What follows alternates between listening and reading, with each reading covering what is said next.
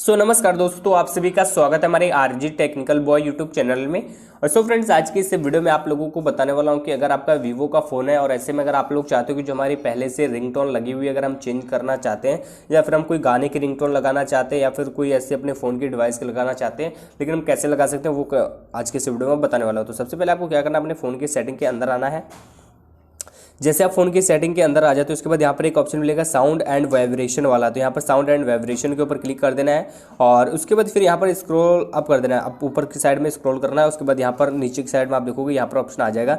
अभी Airtel incoming call ringtone यहाँ पर है और एक आइडिया इनकमिंग कॉल रिंगटोन है। तो यहाँ पर चलिए एयरटेल वाले के ऊपर हम क्लिक कर देते हैं। जैसे हम इसके ऊपर क्लिक करेंगे और उसके बाद फिर यहाँ पर भी आप देख सकते हो, यहाँ पर आपके सामने कुछ इस तरीके से ऑप्शन आ जाएंगे जो कि हमारी डिवाइस के अंदर जो पहले से रिंगटोन अवेलेबल है वो यहाँ पर आपको देखने के लिए मिल जाएंगे। ठीक है, तो यहाँ पर अगर हम इनमें से कोई लगाना चाहें तो इनमें से हम लगा सकते हैं। और उसके बाद यहाँ पर एक मिलता है कस्टम रिंगटोन्स का। यहाँ पर कस्टम रिंगटोन्स के ऊपर आओगे तो यहाँ पर आपकी जो डिवाइस के अंदर जो एसडी कार्ड लगी है या फिर आपने कैसे भी डाउनलोड करके रखे हुए अपने फ़ोन के अंदर गाने, तो वो सारे आप अपने रिंगटोन में लगा सकते हो बहुत ही आसान तरीके से। तो यहाँ पर चलिए एक ऑप्शन मिलता है कि यहाँ पर रिकॉर्ड का भी, अगर आपने कोई रिकॉर्ड करके रखा हुआ वॉइस वगैरह वो भी आप लगा सकते हो यहाँ पर बहुत ही आसान तरीके से।